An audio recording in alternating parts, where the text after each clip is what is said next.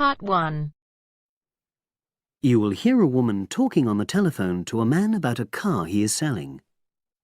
First, you have some time to look at questions 1 to 4.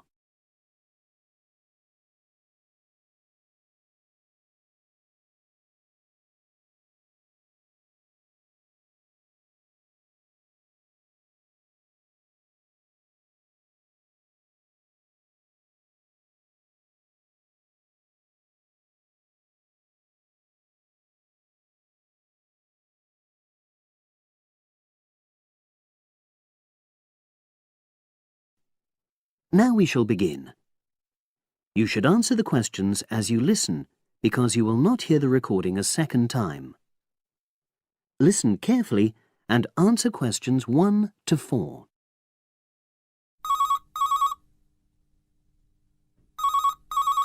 Hello, Brian Park speaking. Oh, hello. I'm calling about the advert in the paper. For the car? Yes, the Mini you've got advertised for sale. Oh, yes. I just wanted to find out a bit more information. Of course. What would you like to know? It's my brother who's interested, actually, but he's not in today, so he asked me to call you. Fine. Great, thanks. So, it's a Mini, Yep. and how old is it? Just coming up to 13 years old. And I seem to remember from the ad that it's grey. That's it. Doesn't show the dirt. Absolutely. Anyway, the colour shouldn't be a problem for Jeff. You know, the important thing is the quality. Yes, of course. And what about mileage? With it being pretty old, it's probably over 100,000? Actually, it's 40,000 less than that. 62,000 on the clock. Great! I remember now. I'm confusing it with another ad I was looking at. Right. Pleasant surprise then. Yeah. Have you been the only owner, or was there a previous one? I'm the second one. Before, it was owned by a teacher who was a very careful driver. Didn't have any accidents. Very good. And what about you? What do you tend to use it for? I haven't used it all that much, mostly for shopping. You know, the sort of thing. So not much wear and tear. I'll make a note of that. I know Jeff wanted me to check that. Right. Before you hear the rest of the conversation, you have some time to look at questions 5 to 10.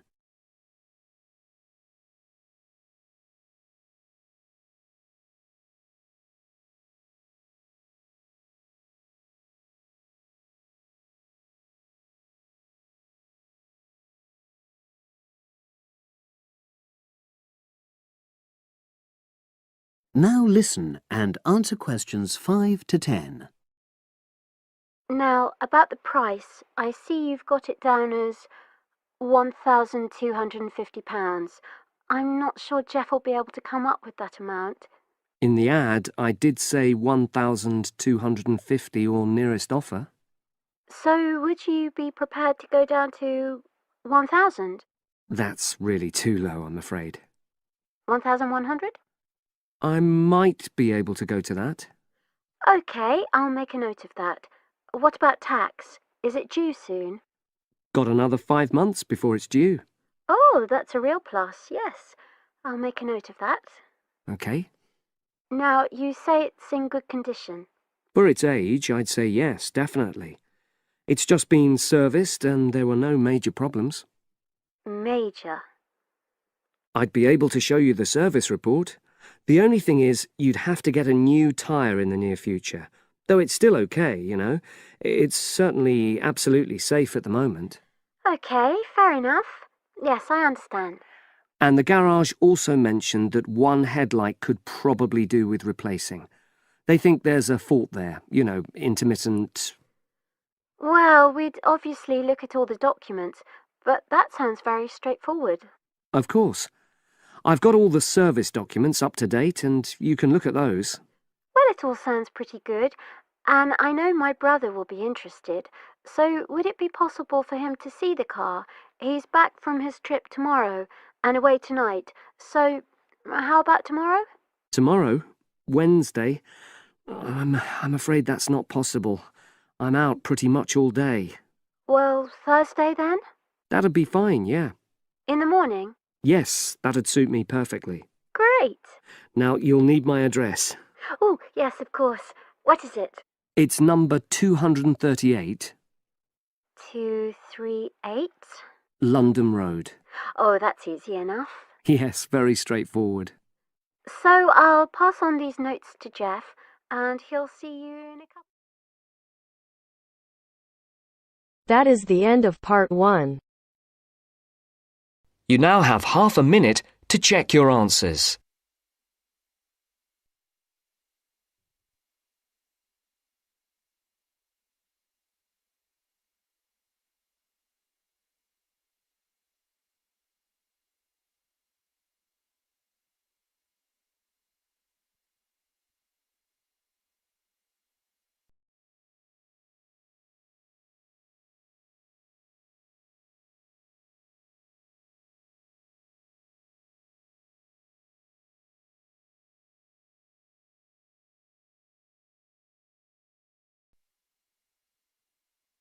Now turns to part 2.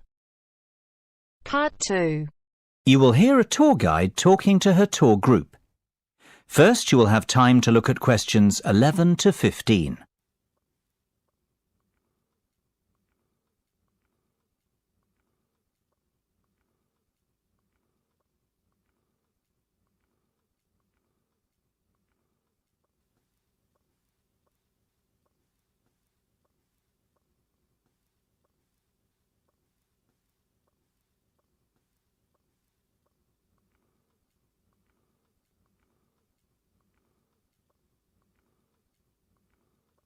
Now listen carefully and answer questions 11 to 15. Well, we certainly have a busy day ahead of us, so let's get started, shall we? You'll find a map of the museum with the itinerary I've just handed out. The museum's our first port of call, so let's have a look at the map now. The door on the right of the entrance hall leads into the gift shop and ticket centre.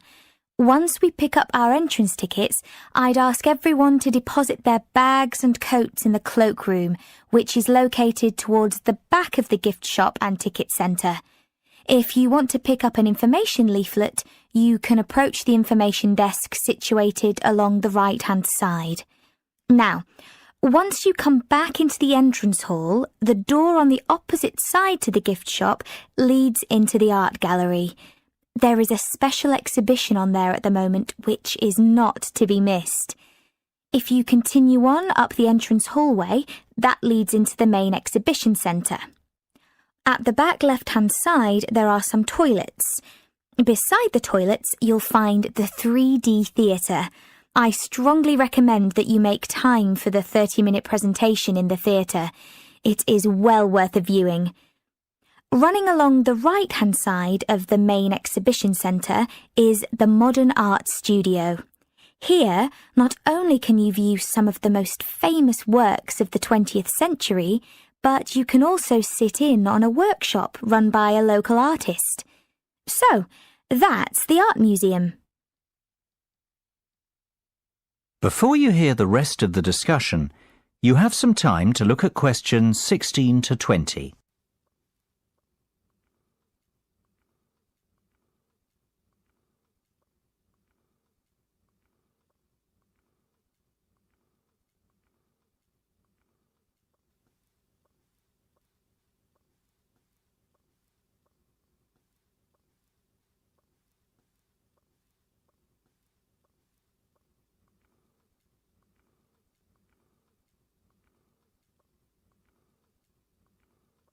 Now listen and answer questions 16 to 20.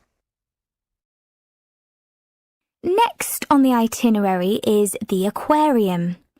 Depending on how long we spend at the museum, we might have to give this one a miss. It's not what I'd call a highlight of the day, but it would be a shame if we didn't get to see it, as it's en route to the Solheim Country Club, where we're booked in for lunch at 1 o'clock. Originally, we had planned to stop off at the Milltown Winery afterwards, But we've had to scrap that plan. Otherwise, we'd never get to the zoological gardens before closing time. We have pre-booked the gardens and must be there by 2:30. So, no dilly-dallying please after lunch. Straight back onto the bus.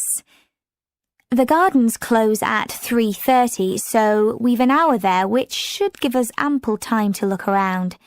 Time allowing, we'll stop off at the famous Stout Brewery after that, if traffic isn't too heavy, and we're in Lincoln before 5.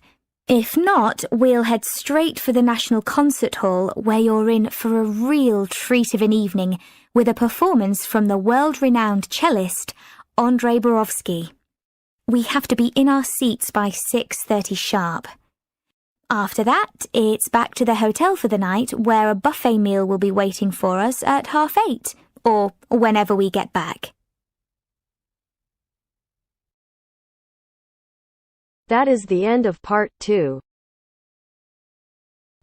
You now have half a minute to check your answers.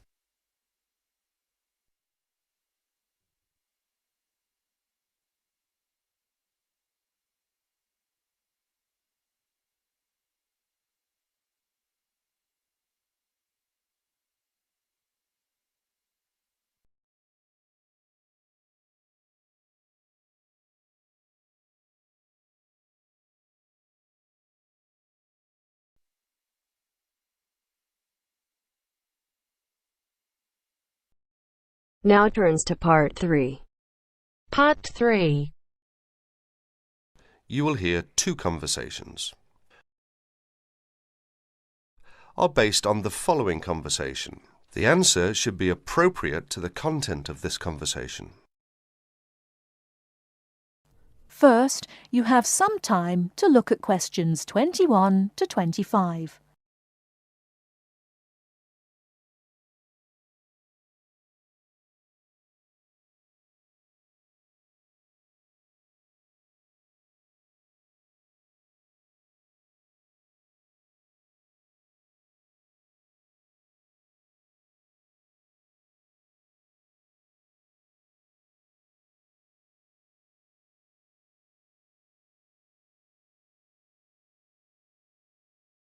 Now, listen carefully and answer questions 21 to 25. Oh, hi Dave. Long time no see. Hi, Maria. I just settled down. I thought I'd drop by. Come on in, take a seat. Would you like anything to drink? I have Sprite and orange juice. Sprite would be fine. Oh, so how have you been? Oh, not bad. And you? Oh, I'm doing okay, but school has been really busy these days, and I haven't had time to relax. By the way, what's your major? Hotel management. Well, what do you want to do once you graduate? I haven't decided for sure, but I think I'd like to work for a hotel or travel agency in this area. How about you? Well, when I first started college, I wanted to major in French, but I realised I might have a hard time finding a job using the language, so I changed my major to computer science. With the right skills, landing a job in the computer industry shouldn't be too difficult. So, do you have a part-time job to support yourself through school? Well, fortunately for me, I received a 4-year academic scholarship that pays for all of my tuition and books. Wow, that's great. Yeah, how about you? Are you working your way through school? Yeah, I work 3 times a week at a restaurant near campus. Oh, what do you do there? I'm a cook. How do you like your job? It's okay. The other workers are friendly and the pay isn't bad. Before you hear the rest of the talk, you have some time to look at questions 26 to 30.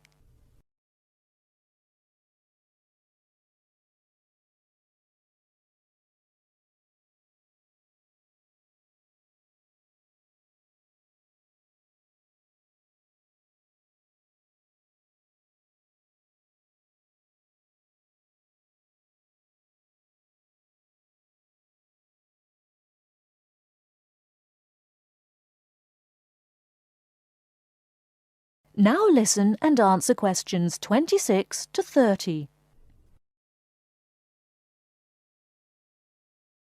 Several days later, Dave and Maria met on campus.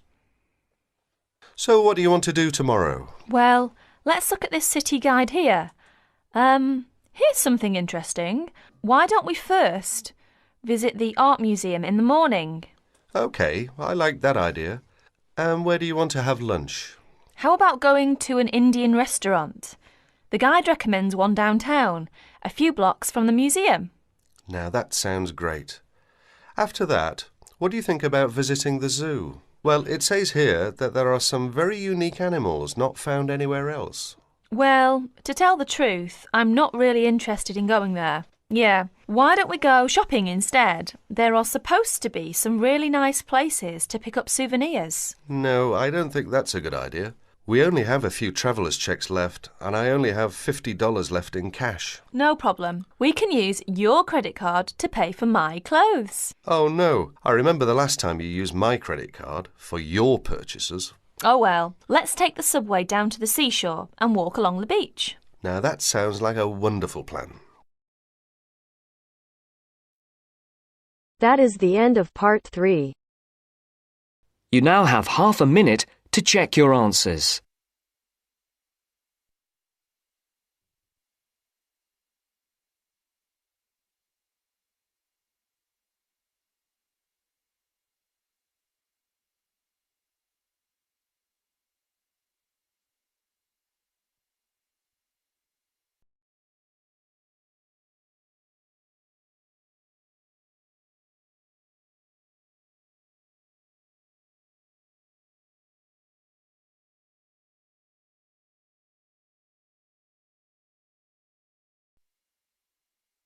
Now turns to part 4. Part 4. You will hear a part of a lecture about learning and bilingualism. First, you have some time to look at questions 31 to 40 on pages 44 and 45.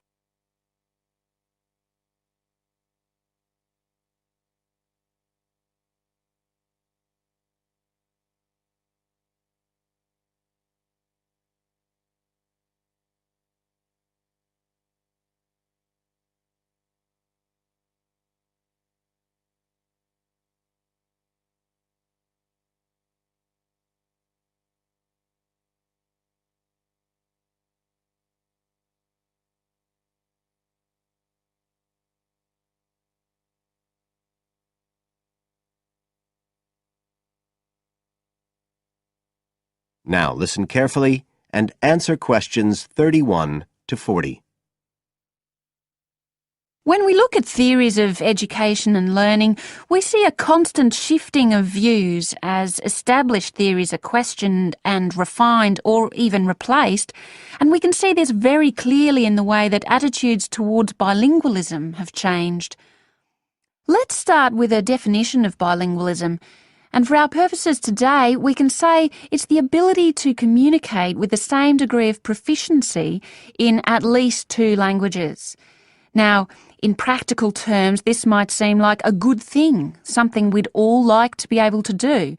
However, early research done with children in the USA in fact suggested that being bilingual interfered in some way with learning and with the development of their mental processes. And so in those days, bilingualism was regarded as something to be avoided, and parents were encouraged to bring their children up as monolingual, just speaking one language. But this research, which took place in the early part of the 20th century, is now regarded as unsound for various reasons, mainly because it didn't take into account other factors such as the children's social and economic backgrounds.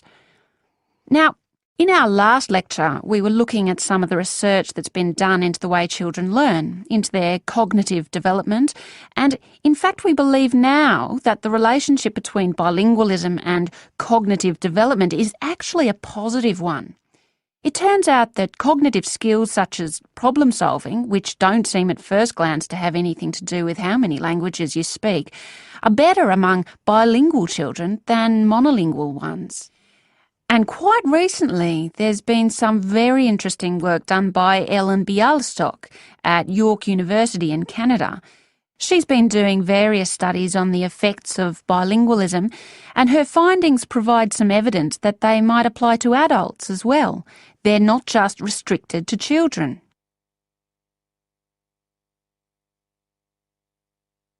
So how do you go about investigating something like this?